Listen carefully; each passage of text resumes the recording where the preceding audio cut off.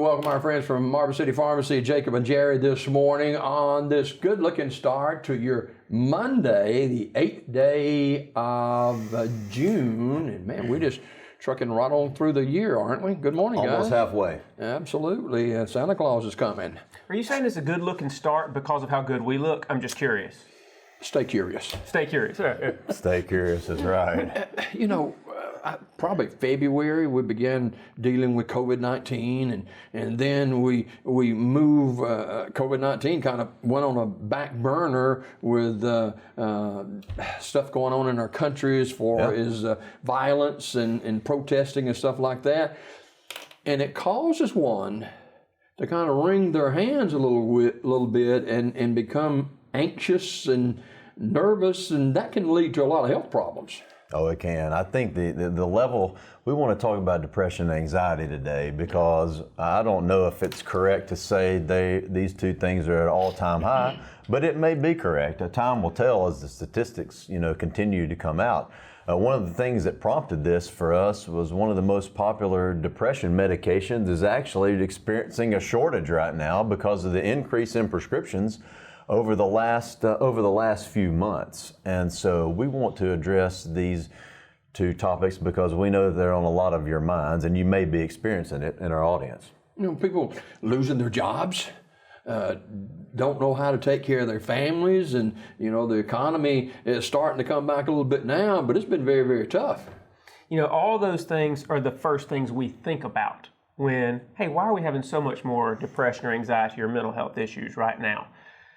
But the one most common, most important one that nobody names when we go through that list right there, social isolation.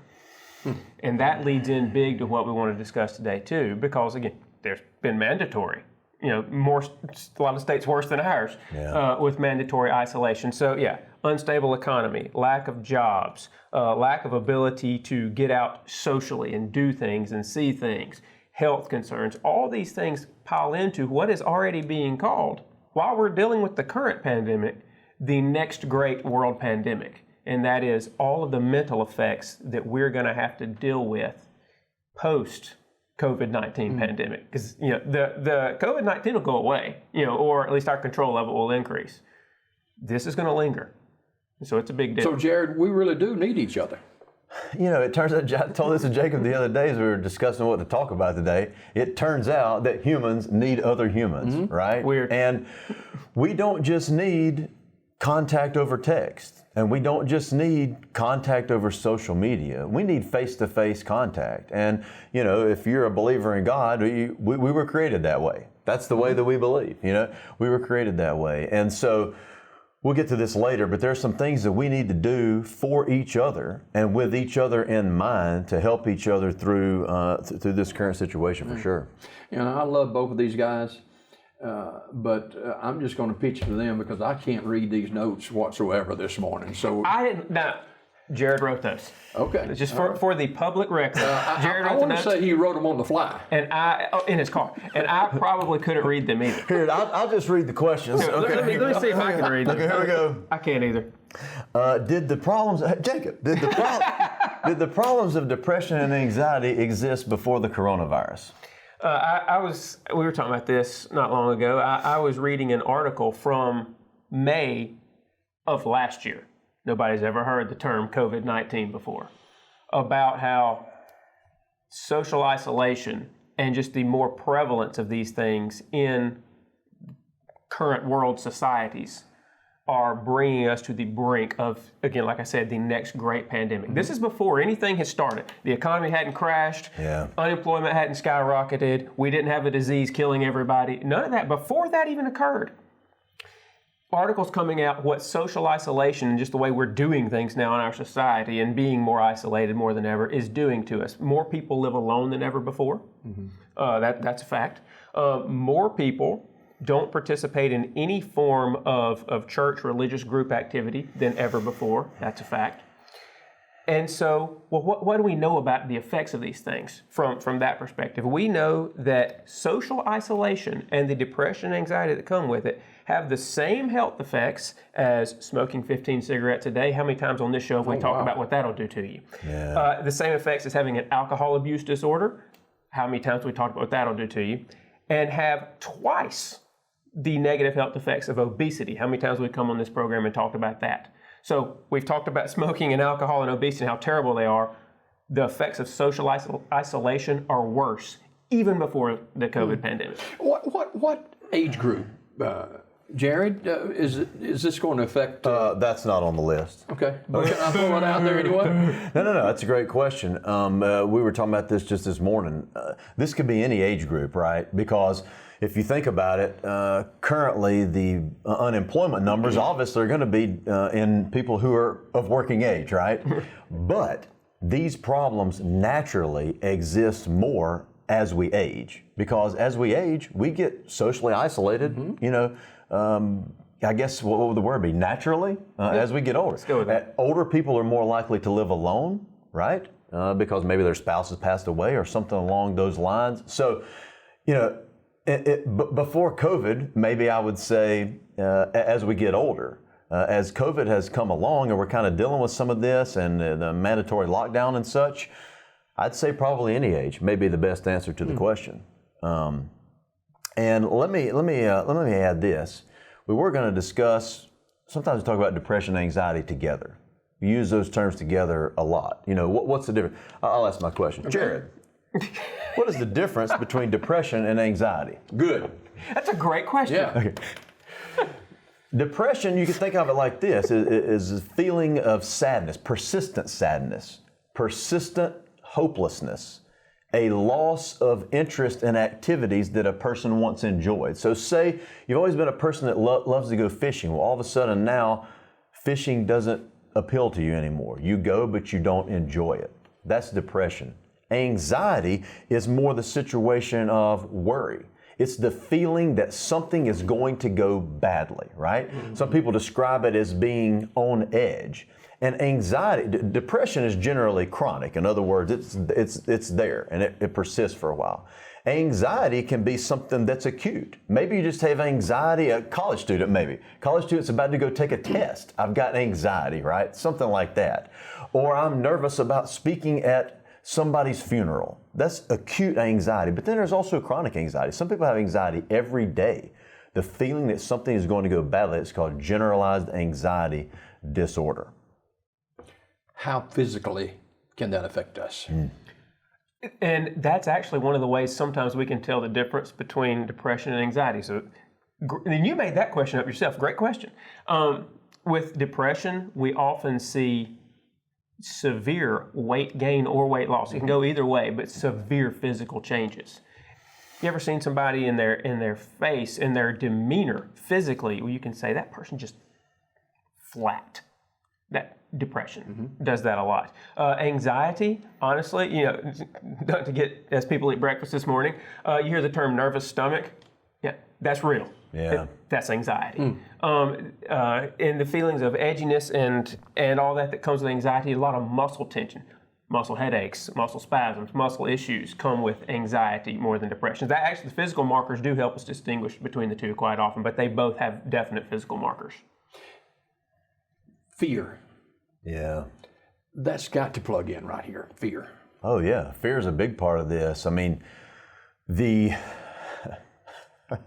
there's a lot of fear in our country today. You have to be careful what you say about the coronavirus, right? You have to be careful. Fear is a big driver in all of this, and whether fear is the goal of certain parties in this entire situation, I'll leave that up to you guys to decipher. But when a person is living in fear, whether it's real or whether it's perceived, it does not matter. That takes a toll on you. And that's what you're getting at right there. And so, yeah, fear is a big part of this particularly right now. I do want to turn, next question. Let's start talking about what we should do. What should a person do who's experiencing depression or anxiety. Let's just start. We'll start with talking to someone. Actually, you need to talk to multiple people, but I'll let Jacob take over after this.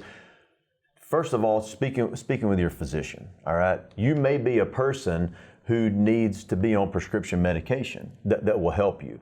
And not to get technical, I'll just give you some generalities. Some medicines that are used for depression are also useful for anxiety and vice versa, all right? But just so you know, there are two broad categories of medications. One would be daily medication meant to prevent these situations in the long term. Does that make sense? You take the medicine once daily, every single day, and once it's had long enough to take effect, prevents depression and anxiety. The issue with those medications is that you have to take them for weeks before they actually take effect, right? Maybe a month or so.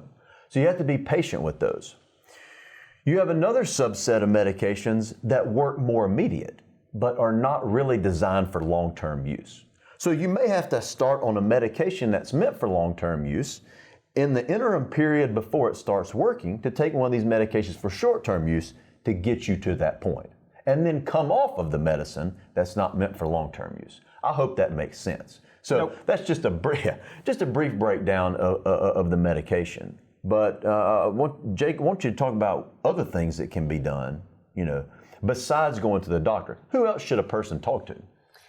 There have been so many studies done and so much written over the years, again, even before this current ultra isolation. Get out, join some form of social community group. Look, I'm going to tell you to go to church. Sorry, here it comes. I'm telling you to go to church. Others will tell you otherwise. Get out and do something. Find a senior center group. I saw this one random study. I don't remember what country, European country it was done in. They made X amount of senior citizens join a choir. They just formed a choir and made people, as part of this medical study, join it, even if they hated singing or terrified of singing in public. And what do you know? After 6 months of doing this, all their numbers were getting better in terms of feeling of depression, anxiety, and health issues from it. They made them do something socially and helped them through the process of it. Talk to someone, talk to your family, reach out to someone. If you can't see them in person, use the best technology we have, a phone, even though it's not as good as in person. Talk to people. Don't isolate yourself more than we have to. Get out, join something, do something.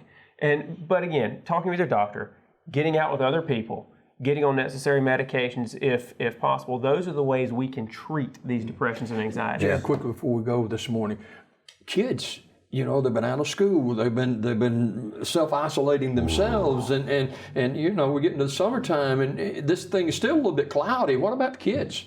Yeah, good grief. If it's like my house, the kids and the parents are at war with each other, right? Because we've been around each other more than we normally are. But kids, honestly, need to get outside. Kids need to get outside and do. The more time on the iPad, the more time on the video game console, the more anxiety that there is. I encourage you, parents, you're probably doing this already because your kids are driving you crazy. But I'm making notes here, by the way. Get the kids outside. The sunshine, my wife likes to say, I need to get into the sun so the sun can heal me. She says that jokingly, but there's some truth to that, right? It's good for your mental health to be outside. And last message right here.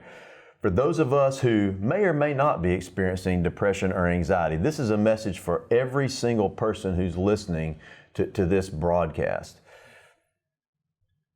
Identify somebody that you can reach out to, all right? There's somebody in your life who needs human contact, all right? If the best you can do right now is a phone call because they're not comfortable being person-to-person contact, fine. If the best you can do is text message, fine.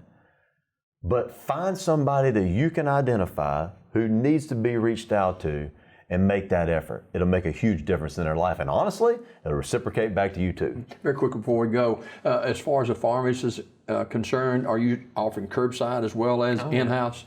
Yeah, pull up to the curb and call us. We'll bring it out in-house. Local delivery within city limits. We'll do whatever we need to do to get you your medicine and make you comfortable at the same time. Okay. And that's the goal. Thank you both for being here this morning. All right, thanks. Jacob and Jared from Marble City Pharmacy and Help Monday, every first Monday of the month here on Daybreak Live. More coming up after this.